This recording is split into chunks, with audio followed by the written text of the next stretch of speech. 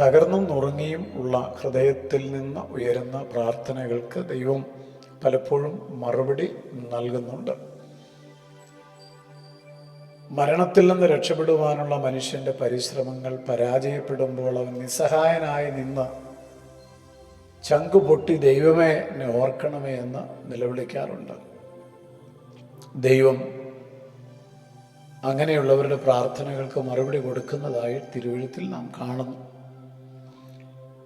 യെശയ്യാപ്രവാചകന്റെ പുസ്തകം 38-ാം അധ്യായം 2 മുതൽ ഉള്ള വാക്യങ്ങളിൽ രാജാവായ ഹിസ്കിയാവിൻ്റെ പ്രാർത്ഥന രേഖപ്പെടുത്തിയിട്ടുണ്ട്. ഹിസ്കിയാവിന് മരിക്കത്തക്ക രോഗം ബാധിച്ചപ്പോൾ ആമോസിൻ്റെ മകനായ യെശയ്യാപ്രവാചകൻ അവൻ്റെ അടുക്കൽ വന്ന് അവനോട്, നിന്റെ ഗ്രഹകാര്യം ക്രമത്തിലാക്കണം, നീ മരിച്ചു പോകും, നീ സൗഖ്യമാവുകയില്ല എന്ന് ദൈവം അരുളി ചെയ്യുന്നു എന്ന് പറഞ്ഞു.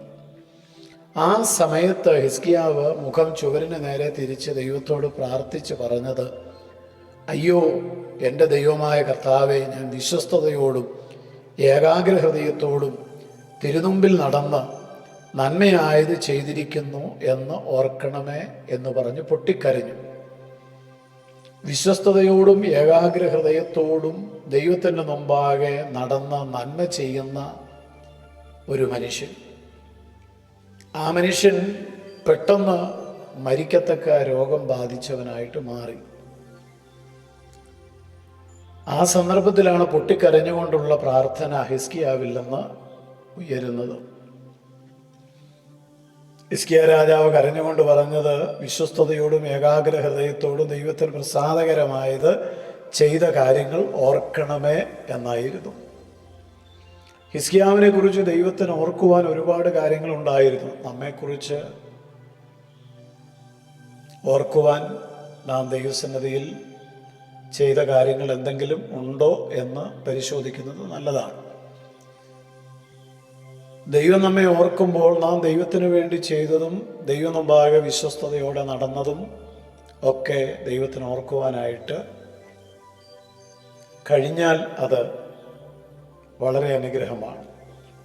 രാജാവായി ചുമതല ഏറ്റെടുത്ത ആ വർഷം, അതായത് തൻ്റെ വാഴ്ചയുടെ 1-ാം ആണ്ടിൽ 1-ാം മാസം 1-ാം തീയതി തൻ്റെ പിതാവിൻ്റെ കാലം മുതൽ അടച്ചിട്ടിരുന്ന ദൈവാലയം തുറന്ന് അറ്റകുറ്റപ്പണികൾ തീർത്ത് ആലയം ശുദ്ധീകരിക്കാനുള്ള നടപടികൾ ആരംഭിച്ച ഒരു ഭക്തനായ മനുഷ്യൻ.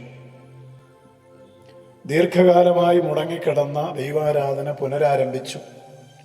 ഇസ്രായേലിലുണ്ടായിരുന്ന എല്ലാ ഗോത്രങ്ങളിലെയും ആളുകളെ കൂട്ടി യെരുശലേമിൽ വളരെ മനോഹരമായ നിലയിൽ പെസഹ ആചരിച്ചു.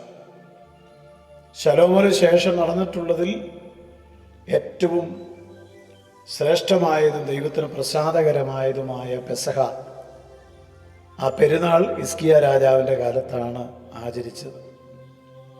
അങ്ങനെ ഒരുപാട് കാര്യങ്ങൾ ദൈവത്തിനു വേണ്ടി, ദൈവത്തിൻ്റെ രാജ്യത്തിനു വേണ്ടി, ദൈവമക്കളുടെ ആത്മീയ അഭിവൃദ്ധിക്ക് വേണ്ടി ചെയ്ത ഭക്തനായ ഒരു മനുഷ്യൻ പെട്ടെന്ന് മരിക്കത്തക്ക രോഗം ബാധിച്ചവനായിട്ട് മാറുകയാണ്. വിശ്വസ്തയോടും പരമാർത്ഥത നിറഞ്ഞ ഹൃദയത്തോട് ദൈവസന്നിധിയിൽ ചെയ്തത് ദൈവമേ ഓർക്കണമേ എന്ന് പ്രാർത്ഥിച്ചപ്പോൾ നീതിയുള്ള ന്യായാധിപനായ ദൈവം പറഞ്ഞത്, ഞാൻ നിന്റെ പ്രാർത്ഥന കേട്ടിരിക്കുന്നു, നിന്റെ കണ്ണുനീർ കണ്ടിരിക്കുന്നു, മാത്രമല്ല നിന്റെ ആയുസ്സിനോടുകൂടി 15 വർഷം ഞാൻ കൂട്ടിത്തന്നിരിക്കുന്നു. ഈ മറുപടി തൻ്റെ ദാസനായ യെശയ്യാവിലൂടെ ദൈവം ഹിസ്കിയാവിനെ അറിയിക്കുകയാണ്.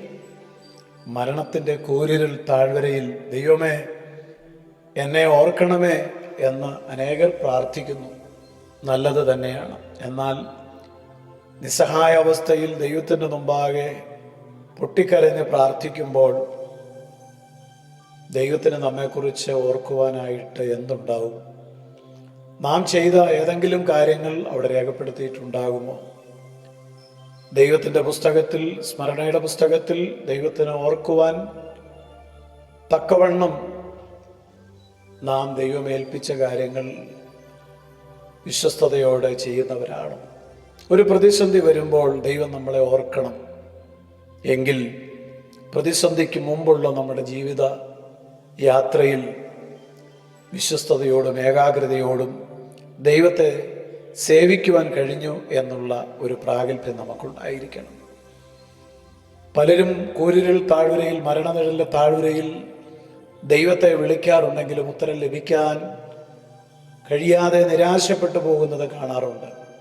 അതിൻ്റെ കാരണം നമുക്ക് നല്ല ആരോഗ്യവും സുഖവും ബലവും ഓർമ്മശക്തിയും കഴിവും പ്രാപ്തിയും ധനശേഷിയും ഒക്കെ ഉള്ളപ്പോൾ അതൊന്നും ദൈവനാമ മഹത്വത്തിനായിട്ട് പ്രയോജനപ്പെടുത്തുവാൻ മനസ്സ് വയ്ക്കാതെ ഇരിക്കുന്നതല്ലേ എന്ന് പരിശോധിക്കുന്നത് ഏറ്റവും നല്ലതാണ്.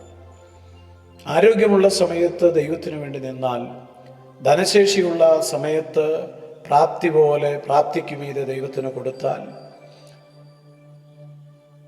തീർച്ചയായും പ്രതിസന്ധിയുടെ നടുവിൽ ദൈവം നമ്മളെ ഓർക്കാതിരിക്കത്തില്ല. അതുകൊണ്ടാണ് അവിടുത്തെ നാമത്തിന് വേണ്ടി ചെയ്തതൊന്നും മറന്നു കളയുവാൻ തക്കവണ്ണം അനീതിയുള്ള ദൈവമല്ല എന്ന് എബ്രായ ലേഖനത്തിൽ പൗലോസ് അപ്പോസ്തലൻ വിശ്വാസികളെ ഓർപ്പിച്ച് ഉണർത്തിയത്. കർത്താവേ, വിശ്വസ്തയോടെ നല്ല ആരോഗ്യമുള്ളപ്പോൾ, സുഖമുള്ളപ്പോൾ, ഓർമ്മശക്തിയുള്ളപ്പോൾ ദൈവത്തിനു വേണ്ടി ജീവിക്കുവാനും പ്രവർത്തിപ്പാനും കർത്താവ് ഏവർക്കും കൃപ നൽകണം.